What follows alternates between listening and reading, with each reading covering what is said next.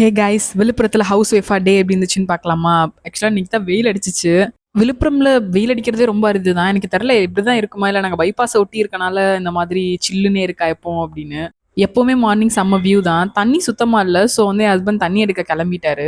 இங்கே வந்து வேலை செய்கிறவங்களுக்கு இது வந்து ஒரு பெரிய ப்ராப்ளம். ஏன்னா மதுரை மாதிரி பொது குழாயெல்லாம் கிடையாது. இங்கே போய் பிடிச்சிக்கிறதுக்கு காசு கொடுத்து தான் தண்ணி வாங்கணும். பொது குழாய் இருக்கான்னு கமெண்ட் பண்ணுங்க. டெபி சார் ஒரே அழுக, நானும் போறேன் அப்படின்னு சொல்லி ஒரே அழுகையா அழுதுட்டாரு. இவருக்கு முன்னாடி அவரு கிளம்பி போயிட்டாரு. எப்படியோ அழுக விட்டு உள்ள தூக்கிட்டு வந்தாச்சு. அப்புறம் நான் இருக்கிற தண்ணியை வச்சு புடலங்காய் கூட்டு பண்ணலான்னு சொல்லிட்டு புடலங்காய் கூட்டு பண்ண ஆரம்பிச்சிட்டேன். விழுப்புரம்ல காய்கறி விலை எல்லாம் டபுள் மடங்கா இருக்கு. ஆனா மதுரையில அந்த மாதிரி இருக்காது. மேபி இது சென்னை சிட்டியை ஒட்டி இருக்கனால விலைவாசி எல்லாம் ரொம்ப கூட இருக்கு போல. அப்புறம் தொட்டுக்கிறதுக்கு வந்து ஹாப்பி முட்டைக்கோஸ் பொரியல் பண்ணியிருந்தேன். இது வந்து எங்களோட ஃபேவரேட். இது நாங்களே கண்டுபிடிச்சதுன்னா ஃப்ரைட் ரைஸ் பண்றதுல லைஸ் போடாம முட்டைக்கோசையும் வெங்காயத்தை எக்ஸ்ட்ரா போட்டு வதக்குறது, அவ்வளவுதான்.